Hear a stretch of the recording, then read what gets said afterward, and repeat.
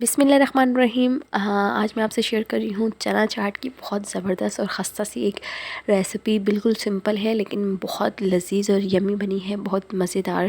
تو یہاں پر میں نے لے لیے ہیں چنے بوائل کیے ہوئے اور بوائل آلو، اور ساتھ ہی میں نے اس کے اندر ڈال دیے ہیں کھیرے کچھ چھوٹے چھوٹے کیے ہوئے، ٹماٹر جو ہے اس کے اندر ایک لک سا لے کے آئیں گے، اور پیاز چاپ کیے ہوئے باریک سے۔ آپ اگر لمبے کاٹنا چاہتے ہیں تو وہ بھی کاٹ سکتے ہیں۔ یہاں پر میں نے دھنیا پودینہ اور ہری مرچ کی چٹنی بنا دی تھی، وہ میں نے اس کے اندر تھوڑی سی ڈالی۔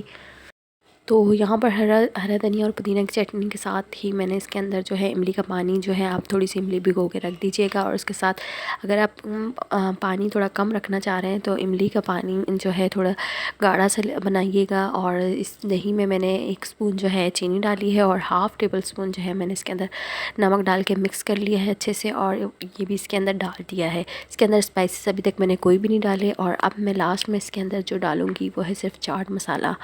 تو نمک جو ہے میں نے آلریڈی چنوں میں اور آلو میں ڈال لیا تھا، اس وجہ سے میں نے وہ نمک نہیں ایڈ کیا۔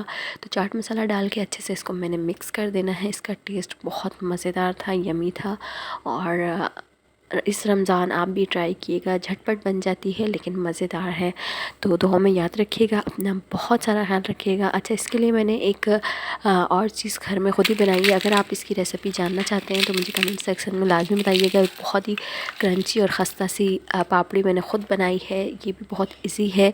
تو آئی ہوپ آج کی ویڈیو آپ کو اچھی لگی ہوگی۔ اللہ حافظ، اللہ نگہبان۔